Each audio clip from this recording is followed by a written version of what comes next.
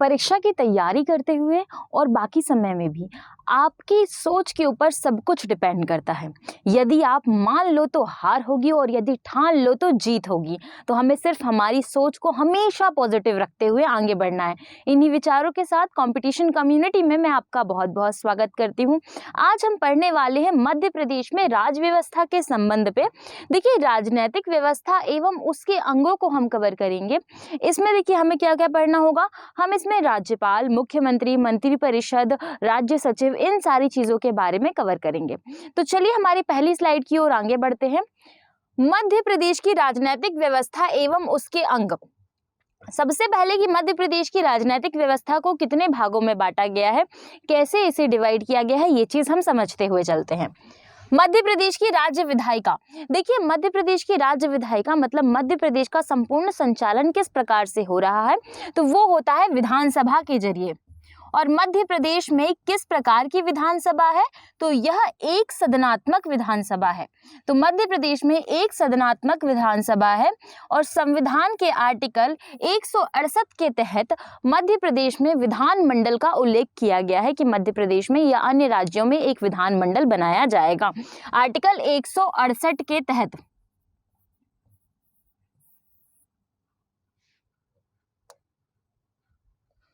राज्यपाल। देखिए, जिस प्रकार से जब हम भारत का संविधान पढ़ते हैं और हम भारत की जब हम राजनीतिक व्यवस्था पढ़ते हैं तो उस समय हम देखते हैं कि देश का सबसे प्रथम नागरिक राष्ट्रपति होता है। तो वैसे ही राज्य के स्तर पर जो राष्ट्रपति जी को अधिकार प्राप्त हैं तो उनसे कम राज्य के स्तर पर राज्यपाल को अधिकार प्राप्त होते हैं। तो वैसे ही सिमिलर हम देखते हैं कि राज्य का जो पहला प्रथम व्यक्ति होता है, प्रथम नागरिक होता है, वो राज्यपाल कहलाता है। इसके अलावा इसका उल्लेख कहाँ से मिलता है, तो राज्यपाल का जो उल्लेख है भारतीय संविधान में भाग 6 के अंतर्गत है और अनुच्छेद 153 के अंतर्गत है। ऐसा इसमें कहा गया है कि प्रत्येक राज्य का एक राज्यपाल होगा। ये मध्य प्रदेश की बात नहीं हो रही बल्कि भारत के सभी राज्यों की बात हो रही है। भारत के पूरे 28 राज्यों की बात हो रही है। 7वें संविधान संशोधन के तहत 7वां संविधान संशोधन किया गया था वर्ष 1956 में और इस संशोधन के तहत यह कहा गया कि एक ही राज्यपाल को एक ही समय में 2 या 2 से अधिक राज्यों का राज्यपाल नियुक्त किया जा सकता है। यहाँ पे हम बात करते हैं, एक और चीज आपको याद रखनी है कि मध्य प्रदेश की जैसे ही राज्यपाल की बात हो रही है ना, तो मध्य प्रदेश के राज्यपाल कौन थे अभी, तो लालजी टंडन जी थे जिनकी मृत्यु हो गई है और इनके बाद में जिन्होंने नया पद ग्रहण किया है वो है मनु भाई छगन भाई पटेल। तो मनु छगन भाई पटेल जो है उन्होंने मध्य प्रदेश के राज्यपाल के रूप में शपथ ग्रहण की है। इसके अलावा अनुसुईया उइके जी को आपको याद रखना है जो कि मध्य प्रदेश से संबंधित है परंतु छत्तीसगढ़ राज्य की राज्यपाल है। अब देखते हैं कि राज्यपाल के संबंध में और क्या क्या चीजें हैं। तो राज्यपाल की नियुक्ति किसके द्वारा की जाती है, तो राज्यपाल की नियुक्ति हम देखते हैं कि राष्ट्रपति के द्वारा की जाती है। वहीं राज्यपाल का जो कार्यकाल है वह 5 वर्ष का होता है क्योंकि नियुक्ति राष्ट्रपति के द्वारा, इस कारण यह अपना त्यागपत्र भी राष्ट्रपति को ही देते हैं। अब त्यागपत्र वाली बात कैसे आ गई, देखो कल को कोई ऐसी सिचुएशन हो जाए, इनका कार्यकाल तो 5 वर्ष का है ही, लेकिन यदि कल को कोई ऐसी स्थिति आती है जिसके कारण से इन्हें त्यागपत्र देना पड़े तो ये किसके पास जाएंगे, तो ये आएंगे राष्ट्रपति जी के पास कि भाई आपने ये एडमिशन किया था अब आप ही हमको छुट्टी भी दे दो। तो इस प्रकार से हम देखते हैं कि त्यागपत्र भी राष्ट्रपति जी को ही देते हैं। योग्यताओं की बात करते हैं कि एक राज्यपाल होने के लिए इनके पास क्या क्या योग्यताएं होनी चाहिए। पहली चीज वह भारत का नागरिक हो जो कि सबसे ज्यादा महत्वपूर्ण है। इसके अलावा इनकी आयु जो है वो 35 वर्ष कम से कम होनी चाहिए। तो कम से कम 35 वर्ष की न्यूनतम आयु होनी चाहिए इनकी और यह किसी भी लाभ के पद में ना हो, मतलब किसी भी गवर्नमेंट ऑफिसर या सरकारी नौकरी पर ना हो। यह जो व्यक्ति है जो कि राज्यपाल बनने के लिए आया है, इस व्यक्ति के पास संसद, विधानसभा, विधानमंडल या फिर किसी भी सदन की कोई सीट ना हो, मतलब किसी भी सदन का ये सदस्य ना हो। कहने का मतलब ये है कि अभी कोई भी एमएलए आकर राज्यपाल बनने के लिए फॉर्म नहीं भर सकता या राज्यपाल नहीं बन सकता है। क्यों नहीं बन सकता? क्योंकि वो किसी न किसी सदन का सदस्य है। तो इस प्रकार से वह व्यक्ति जिसकी आयु 35 वर्ष से अधिक हो, जो कि भारत का नागरिक हो, किसी लाभ के पद में ना हो अर्थात सरकारी नौकरी में ना हो और किसी सदन का सदस्य ना हो, वह राज्यपाल बन सकता है। और राज्यपाल कौन नियुक्त कर रहे हैं? तो राज्यपाल राष्ट्रपति नियुक्त कर रहे हैं। ये बात भी आपको एकदम क्लियर होनी चाहिए। राज्यपाल की शपथ, राज्यपाल की शपथ का क्या मतलब होता है? देखिए, जब भी किसी भी व्यक्ति को किसी विशेष पद पर नियुक्त किया जाता है, तो वो व्यक्ति एक शपथ लेता है और वो शपथ जिस व्यक्ति के समक्ष ली जाती है, हमें एग्जाम में अक्सर ऐसे क्वेश्चन पूछे जाते हैं कि राज्यपाल को शपथ कौन दिलाता है? तो राज्यपाल को शपथ दिलाने वाले जो व्यक्ति हैं, वो है राज्य के उच्च न्यायालय के मुख्य न्यायाधीश। तो मध्य प्रदेश राज्य के उच्च न्यायालय के मुख्य न्यायाधीश जी के द्वारा मध्य प्रदेश के राज्यपाल को शपथ दिलाई जाएगी। वेतन और भत्ते की बात करते हैं तो इनका जो निर्धारण है वो संसद द्वारा किया जाता है। तो राज्यपाल का जो वेतन है वो संसद द्वारा निर्धारित किया जाता है। लेकिन वर्ष 2018-19 का जो बजट है, उस बजट में राज्यपाल का वेतन लगभग 3.5 लाख रुपए करने की बात की गई है कि मंथ का इनका जो वेतन है वो 3.5 लाख रुपए के आसपास होगा। अब सबसे पहले क्या-क्या पढ़ा राज्यपाल के बारे में, वो सारी चीजें देखते हैं। राज्यपाल जो है उसकी नियुक्ति कौन करता है? राष्ट्रपति करता है। कार्यकाल जो होता है वो 5 वर्ष का होता है। त्यागपत्र ये राष्ट्रपति को देते हैं। ये अपनी शपथ ग्रहण किसके सामने करते हैं? तो मध्य प्रदेश के उच्च न्यायालय के मुख्य न्यायाधीश के सामने ये अपनी शपथ ग्रहण करते हैं। इनका वेतन संसद जो है विधि द्वारा निर्धारित करती है। इसके अलावा इनका वेतन बढ़ाकर 2018-19 के बजट में घोषणा की गई है कि लगभग 3.5 लाख रुपए इनका वेतन किया जाएगा। अब राज्यपाल से संबंधित तथ्य याद कर लेते हैं कि कौन-कौन से व्यक्ति मध्य प्रदेश के राज्यपाल रहे हैं। क्योंकि देखिए एमपीपीएससी आपसे अक्सर ऐसा क्वेश्चन पूछती है कि 4 लोगों के नाम लिख देगी और उसमें से आपसे पूछा जाएगा कि कौन मध्य प्रदेश का राज्यपाल नहीं रहा है। आपको कार्यकाल याद नहीं करना है, कोई बड़ी बात नहीं, आप इसको मत याद कीजिए, पर कम से कम आपको नाम याद होने चाहिए। तो मध्य प्रदेश के राज्यपालों की हम बात करेंगे तो सबसे पहले पट्टाभी सीतारमैया मध्य प्रदेश के पहले राज्यपाल रहे हैं। उसके बाद हरि विनायक पाटस्कर, केसी रेड्डी, न्यायाधीश पीवी दीक्षित, केसी रेड्डी, सत्यनारायण सिन्हा, निरंजन नाथ वाचू, चेपोदेरा, मुथाना, पुनाचा और भगवत दयाल शर्मा। न्यायाधीश जेपी सिंह, भगवत दयाल शर्मा, के एस चांद, न्यायाधीश एस डी ओझा, के एम चांद, शर्वा गेवाल, कुमार महमूद अली खान, मोहम्मद शफी कुरैशी, डॉक्टर भाई महावीर, के एम सेठ, बलराम जाखड़, रामेश्वर ठाकुर, राम नरेश यादव, ओपी कोहली, आनंदीबेन पटेल, लालजी टंडन, आनंदीबेन पटेल और मंगू भाई छगन भाई पटेल। ठीक, अब देखो इसमें याद क्या रखना है, बहुत सारे नाम हैं, बिल्कुल याद नहीं होने वाले, मैं जानती हूँ बहुत अच्छे से, लेकिन आपको याद क्या रखना है। देखो इतने नाम हमने जब पढ़े थे तो यहाँ पे हमको एक नाम दिखाई दिया था, वो नाम था सरला ग्रेवाल। सरला ग्रेवाल पहली महिला राज्यपाल बनी है मध्य प्रदेश राज्य की, ये आपको याद रखना है। इसके बाद हम बात करते हैं, अगली लाइन में हमने देखा था मंगू भाई छगन भाई पटेल, इन्हें मनु भाई छगन भाई पटेल के नाम से भी जाना जाता है। तो ये जो व्यक्ति है ये मध्य प्रदेश के वर्तमान राज्यपाल है। इसके पहले जो बने थे वो थे लालजी टंडन जी, और लालजी टंडन जो है उनकी मृत्यु हो गई है, उनका निधन जस्ट अभी हुआ है, आपको ये भी याद रखना है। इसके अलावा इनसे पहले जो थे वो आनंदीबेन पटेल थी, तो ये चीज आपको याद रखनी है। तो सबसे पहले कौन रहे? सबसे पहले रहे हैं पट्टाभी सीतारमैया, पहली महिला सरला ग्रेवाल। उसके बाद वर्तमान में कौन है? तो ये मनु भाई छगन भाई पटेल जी हैं। मुख्यमंत्री, देखो हमने सबसे पहले राज्यपाल को कवर किया, जैसे कि हम भारतीय राजनीति में पढ़ते हैं सबसे पहले राष्ट्रपति को, उसके बाद प्रधानमंत्री को। तो वैसे ही जब राज्य की बात करते हैं तो राज्यपाल के बाद आते हैं मुख्यमंत्री। मुख्यमंत्री के बारे में हम चर्चा करेंगे। इससे पहले आपको एक और बात पता होनी चाहिए कि अभी कुछ समय पहले मध्य प्रदेश में तख्ता पलट हुआ था। जो मुख्यमंत्री थे वो कमलनाथ जी थे और कमलनाथ जी की सत्ता जो है वो पलट गई और इसके बाद हम देखते हैं कि नए मुख्यमंत्री जो बनकर आए वो हैं शिवराज सिंह चौहान जी। शिवराज सिंह चौहान जो है मध्य प्रदेश के सबसे ज्यादा कार्यकाल वाले मुख्यमंत्री भी है, मतलब सबसे ज्यादा समय तक जो व्यक्ति मुख्यमंत्री रहा वो शिवराज सिंह चौहान जी भी हैं। बात करते हैं कि मुख्यमंत्री का वर्णन कहाँ पे मिलता है, तो भारतीय संविधान के आर्टिकल 163 के तहत में ये कहा गया है कि एक मंत्रिपरिषद होगी और उस मंत्रिपरिषद का जो प्रमुख और प्रधान व्यक्ति होगा वो मुख्यमंत्री कहलाएगा। आर्टिकल 164 में एक और चीज कही गई है कि राज्यपाल जो है वह मुख्यमंत्री का चुनाव करेगा, मुख्यमंत्री बनाएगा। किसे मुख्यमंत्री बनाएगा? जिस दल को बहुमत प्राप्त हुआ होगा और उस दल के प्रमुख प्रधान व्यक्ति को राज्यपाल मुख्यमंत्री बनाएगा।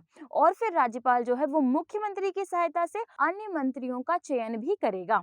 तो इस प्रकार से हम देखते हैं कि मुख्यमंत्री की सलाह से मंत्रिपरिषद का निर्माण राज्यपाल के द्वारा किया जाता है। यहाँ तक चीजें क्लियर हुई। देखिए, आर्टिकल 163 163 जो है वो कहता है कि हर एक राज्य में एक मुख्यमंत्री होगा, एक मंत्रिपरिषद होगी और एक मुख्यमंत्री होगा। मंत्रिपरिषद के प्रमुख को मुख्यमंत्री कहा जाएगा। इतनी बात क्लियर है। 64 में आते हैं तो 64 ये कहता है कि राज्यपाल उस व्यक्ति को जो कि किसी दल का बहुमत प्राप्त दल का प्रमुख व्यक्ति होगा उसे मुख्यमंत्री बनाएगा और मुख्यमंत्री बनने वाले व्यक्ति की सलाह से अन्य मंत्री का चयन करेगा और अन्य मंत्रिपरिषद का निर्माण भी करेगा। फिर बात करते हैं मुख्यमंत्रियों के कार्य एवं शक्तियां। तो मुख्यमंत्रियों के पास कार्य क्या क्या है? जिस प्रकार से राष्ट्रपति को सभी सूचनाएं देना प्रधानमंत्री का कार्य है, वैसे ही मुख्यमंत्री का कार्य है कि राज्यपाल को सारी सूचनाएं देना। किस प्रकार की सूचनाएं देना? तो सूचनाएं हैं राज्यपाल और मंत्रिपरिषद के मध्य संवाद की एक कड़ी है। इसके अलावा इसका कर्तव्य यह बनता है कि राज्य के प्रशासन एवं विधान से संबंधित विषयों को लेकर जिस प्रकार की बातें हम देखते हैं, जिस प्रकार की बातें मंत्रिपरिषद में हो, उन सारी बातों को, उन सारे विषयों को राज्यपाल के पास ले जाकर बताना इसका प्रमुख कार्य और कर्तव्य है। और यह जो है यह राज्यपाल को सलाह देता है। किससे संबंधित सलाह देता है? कि सत्र कब आयोजित करना है, विधानसभा की बैठक कब बुलानी है, कब निरस्त करनी है, इन सारी बातों की सलाह जो है वह यह देता है राज्यपाल को। बात करते हैं मध्य प्रदेश के मुख्यमंत्रियों के बारे में। तो मध्य प्रदेश के मुख्यमंत्रियों से संबंधित कुछ फैक्ट है जो महत्वपूर्ण हो जाते हैं एग्जाम की दृष्टि से।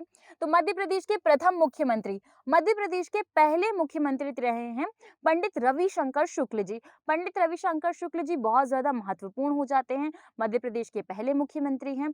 मध्य प्रदेश की पहली महिला मुख्यमंत्री जो रही हैं वो रही है सुश्री उमा भारती। तो उमा भारती जो है वो मध्य प्रदेश की पहली महिला मुख्यमंत्री रहे हैं।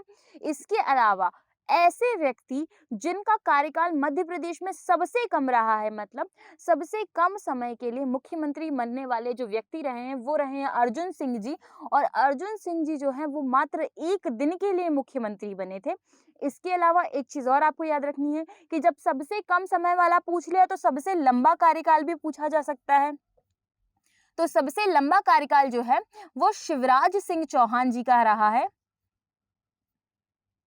इसके अलावा वह व्यक्ति जिन्होंने अर्जुन सिंह से थोड़ा ज्यादा समय बिताया लेकिन सेकंड नंबर पे आते हैं सबसे कम समय अंतराल वाले, तो वो उनका नाम है श्री राजा नरेश चंद्र सिंह। देखिए, श्री राजा नरेश चंद्र सिंह जो है इनका कार्यकाल मध्य प्रदेश में 13 दिनों का था और ये पहले आदिवासी मुख्यमंत्री थे। तो मध्य प्रदेश के प्रथम आदिवासी मुख्यमंत्री रहे हैं श्री नरेश चंद्र सिंह जी।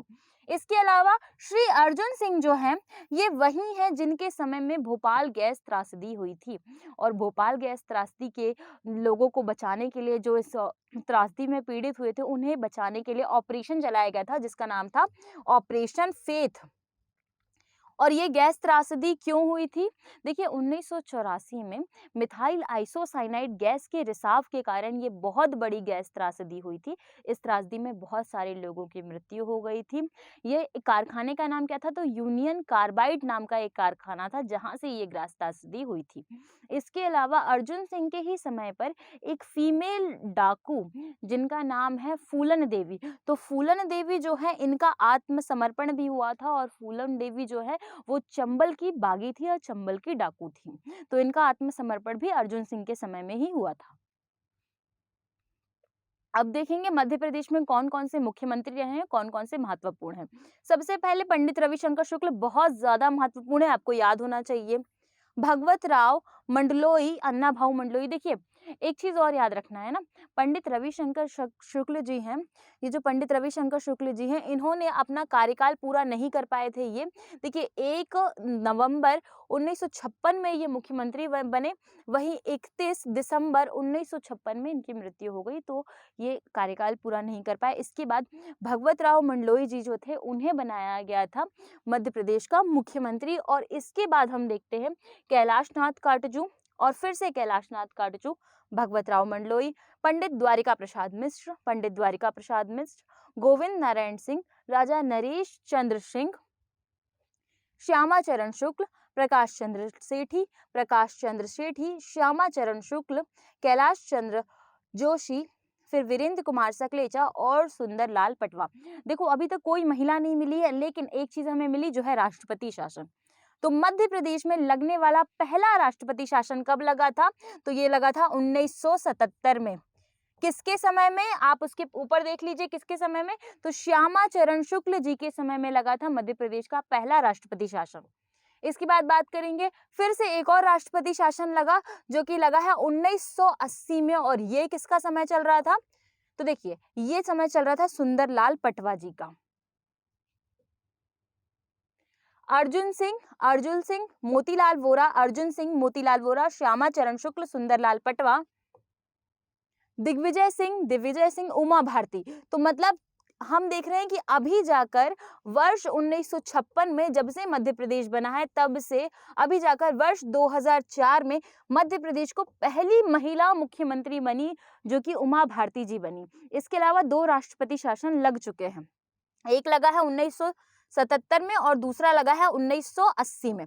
इसके अलावा बाबूलाल गौर, शिवराज सिंह चौहान, कमलनाथ। वर्तमान में हमें शिवराज सिंह चौहान दिखाई देते हैं जो कि मध्य प्रदेश की मुख्यमंत्री हैं। इसके अलावा मध्य प्रदेश में 3 बार राष्ट्रपति शासन लग चुका है, ये बात भी आपको बहुत अच्छे से याद होनी चाहिए।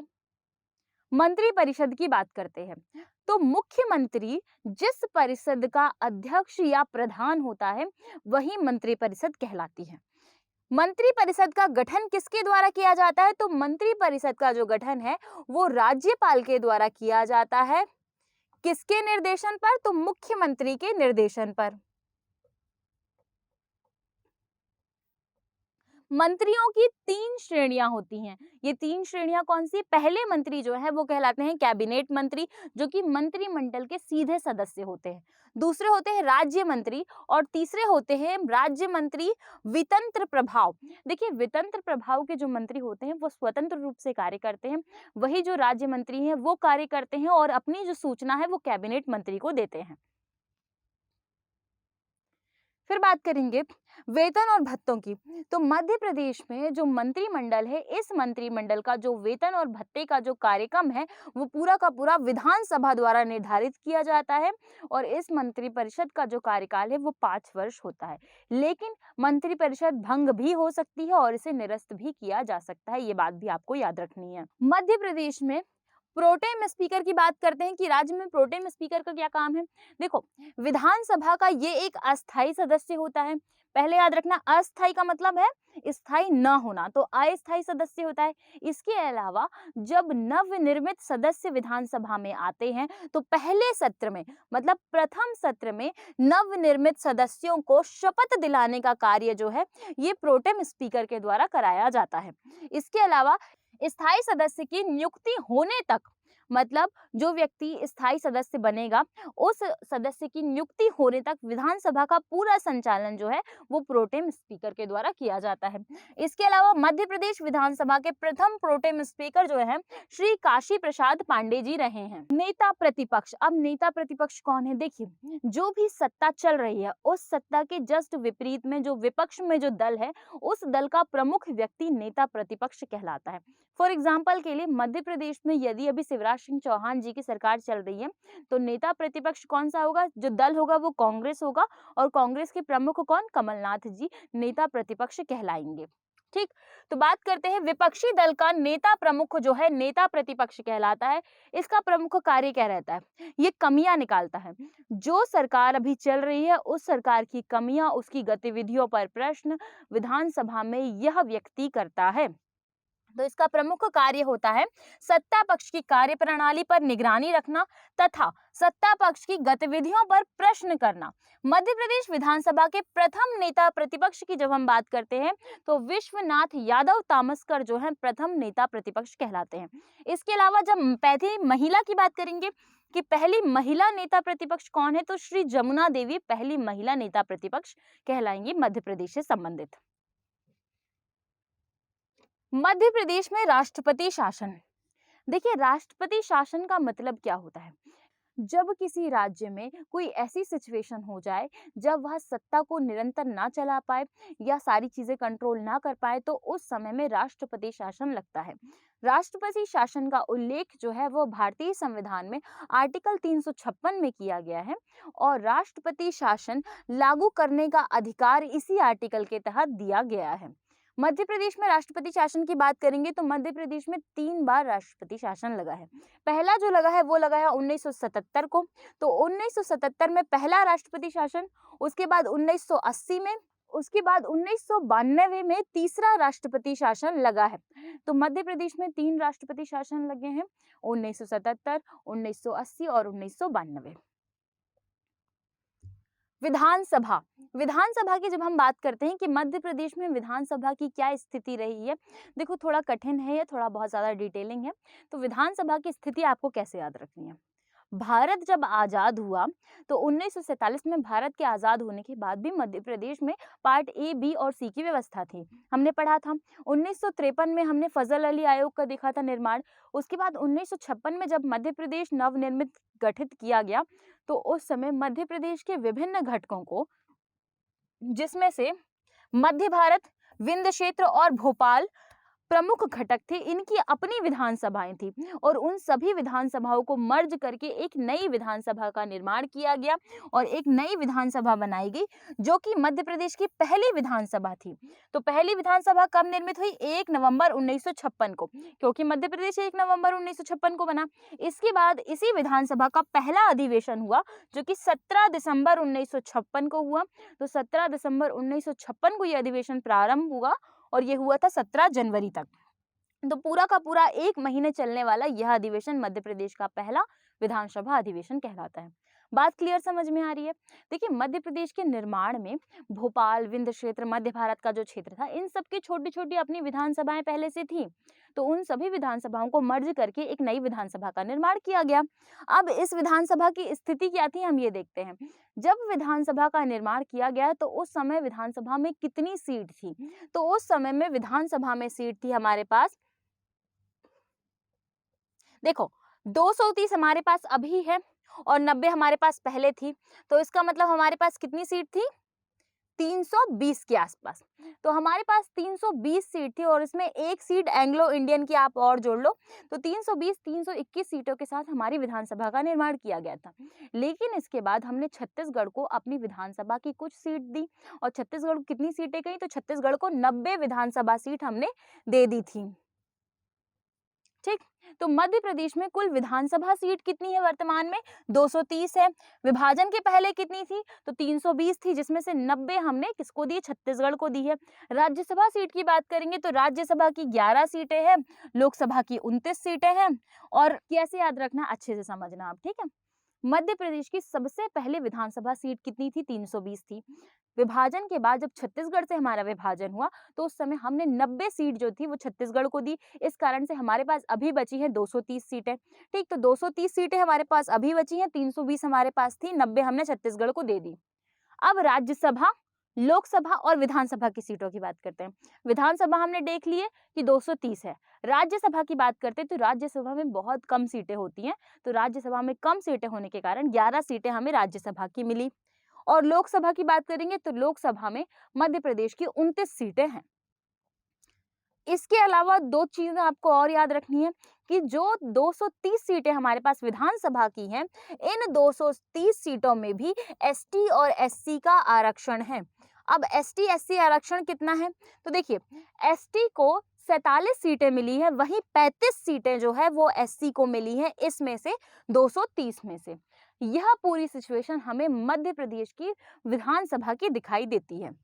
इसको मैप के थ्रू समझ लेते हैं थोड़ा सा। देखो, मध्य प्रदेश में विधानसभा, मध्य प्रदेश में विधानसभा की जब हम बात करते हैं तो इस विधानसभा को हमने 3 भागों में बांटा है। कैसे कैसे? पहला हो गया विधानसभा की सीटें, दूसरा हो गया लोकसभा की सीटें और तीसरा हो गया राज्यसभा की सीटें। देखो, लोकसभा की हमने पहले बात कर ली कि 29 सीटें हैं और राज्यसभा में 11 सीटें हैं वर्तमान में। क्लियर? विधानसभा में 230 सीटें थी। अब 230 में से 47 सीटें जो है वो एसटी के लिए रिजर्व है, वहीं 35 सीटें जो है वो एससी के लिए रिजर्व है। अब 29 सीटों में आते हैं तो 29 सीटों में से 6 सीटें जो है वो एसटी के लिए हैं और 4 सीटें जो है वो एससी के लिए हैं। और राज्यसभा में कोई भी आरक्षण नहीं है। तो राज्यसभा में क्या है, आरक्षण नहीं है। कल को आपसे ऐसा भी क्वेश्चन बन सकता है कि लोकसभा, विधानसभा, राज्यसभा किस में आरक्षण नहीं है, लास्ट में हो सकता है इनमें से कोई नहीं। तो आपको पता होना चाहिए कि राज्यसभा में कोई आरक्षण अभी तक मध्य प्रदेश को नहीं दिया गया है। ठीक, इसके अलावा बात करते हैं हम कि कौन कौन सी 6 सीटें मध्य प्रदेश को मिली है लोकसभा में। तो वो क्षेत्र है मंडला, बालाघाट, बैतूल, धार, रतलाम, झाबुआ और खरगोन। किसके तहत है, ये एसटी के तहत है। एससी की बात करेंगे, उज्जैन, भिंड, टीकमगढ़, देवास और शाजापुर को एससी के तहत हम देखते हैं कि सीटें दिए गई हैं आरक्षण के तौर पे। मध्य प्रदेश के विधानसभा अध्यक्षों की बात करेंगे। सबसे पहला नाम याद रखना है कि सबसे पहले पंडित कुंजीलाल दुबे जी मध्य प्रदेश के विधानसभा के पहले अध्यक्ष रहे हैं। इसके बाद श्री काशी प्रसाद पांडे जी, श्री तेजलाल ढमेरे जी और बाकी अन्य नाम हम देख लेंगे। देखो, इसके अलावा ना अंतिम में आपको श्री गिरीश गौतम याद रखना है, क्योंकि ये अभी भी हमें मध्य प्रदेश के विधानसभा अध्यक्ष दिखाई देते हैं, श्री गिरीश गौतम जी, ये आपको याद रखना। और पहले जो रहे हैं आपको वो याद रखना है, पंडित कुंजीलाल दुबे जी और इसके अलावा श्री काशी प्रसाद पांडे जी। उच्च न्यायालय, अब उच्च न्यायालय की स्थापना मध्य प्रदेश में जबलपुर में की गई थी, आप सभी को पता है। लेकिन मध्य प्रदेश में जबलपुर में उच्च न्यायालय की स्थापना की गई और जबलपुर की 2 खंडपीठें बनाई गई उच्च न्यायालय की, जो कि एक थी इंदौर और दूसरी थी ग्वालियर। और इन दोनों खंडपीठों को कब बनाया गया, तो ये दोनों खंडपीठें बनाई गई थी 1968 में। तो 1968, 28 नवंबर 1968 को अधिसूचना के तहत इंदौर और ग्वालियर में स्थायी पीठों के निर्माण की बात की गई। वहीं मध्य प्रदेश के उच्च न्यायालय के पहले जो प्रथम मुख्य न्यायाधीश थे वो रहे एम हिदायतुल्ला या मोहम्मद हिदायतुल्ला। और मोहम्मद हिदायतुल्ला जी जो रहे हैं, इनका कार्यकाल क्या था, तो उनका कार्यकाल 1956 से लेके 1958 तक था।